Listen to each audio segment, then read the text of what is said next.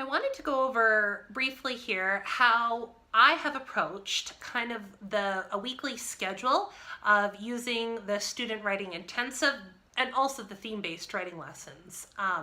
When you get your printed materials, you will have this, which is the student writing intensive scope and sequence, and there are basically 15 lessons, and it kind of tells you what they go over in each one.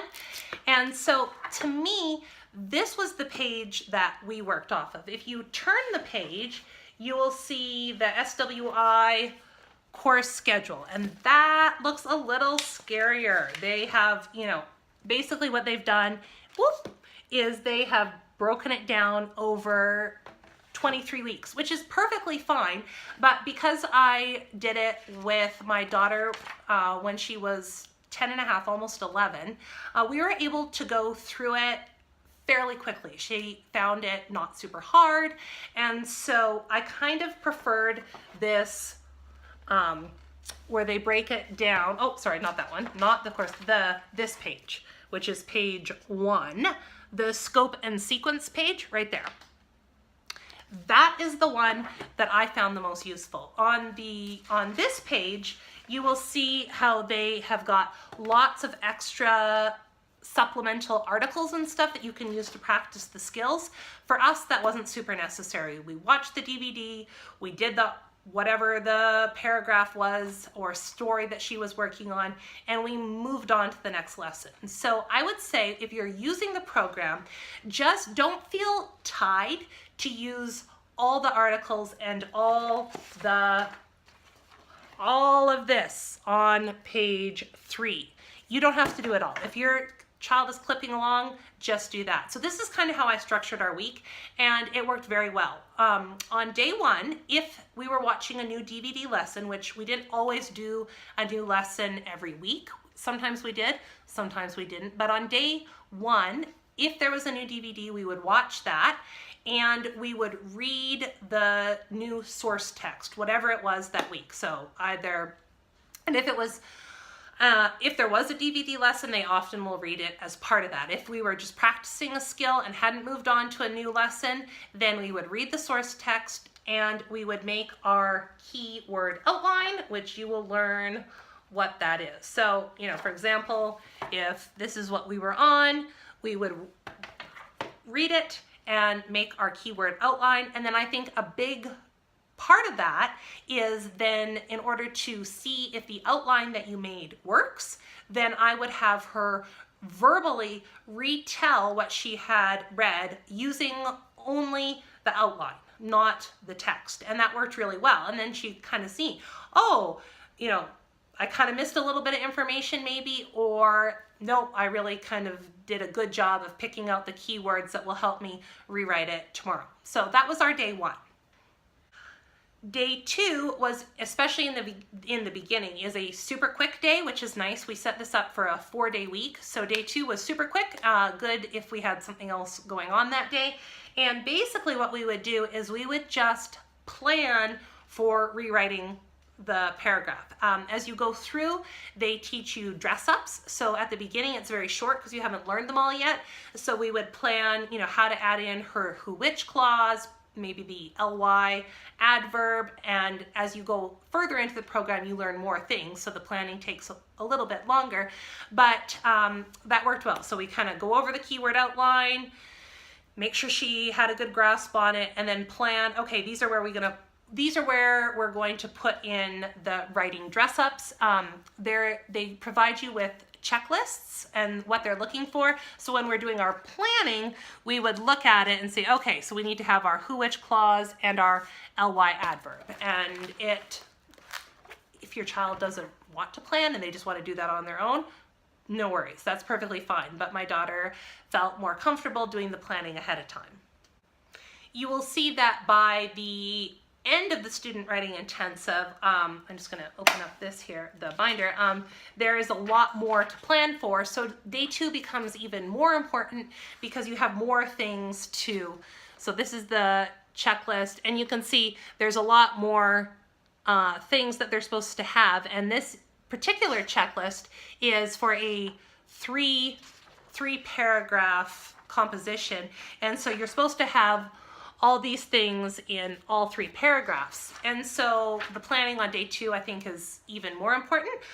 We would just plan for 1 paragraph at a time. That seemed to work best for us. All right, on to day 3. So for day 3, that is the day she would write her rough draft. And she did this independently. I feel like at this point, we talked about the keyword outline together. We did a little bit of brainstorming, how to put in the things that she was supposed to. And so day 3 takes a little bit longer because she's doing the actual writing. But that was something she could do pretty independently at this point, which was, for us, the goal, that I wanted her to be able to sit down and write independently. So that was day 3, and she would just go and write, and that worked really well. Then for day 4, that was our editing day. And you can approach this in how it works best for your kid, but I think for all kids, nobody likes their writing that they tried their best on to be attacked with a red pen. So kind of how we got around that was she would have her rough draft, and she did not want that touched, erased, marked on whatsoever. So then the kind of 2 different ways we approached it is I would photocopy it. We have a nice printer at home, so I would just photocopy it. And if there was anything that we wanted to mark or change on that, then we were doing it on the photocopy. Or sometimes, often, she would type it up, and then we'd make sure it was double spaced, print it out, and then we could make any kind of changes or notes on that. The other thing is too, if your child isn't a proficient typer, or you're just pressed for time, Naomi can type, but she's not super fast yet. So lots of times I would have her type it up. But for some of the longer ones where she had more, 3 paragraphs, then I would just type it for her. And when I did the typing, I fixed any misspellings. I want her to practice the skill of writing. We want to talk about the content of her writing. This is not a spelling lesson. That is something that we do separately at a different time. So I was not going to give her a hard time about spelling. If I typed it for her, I just fixed each and every spelling mistake, and that was all there was to that. I think trying to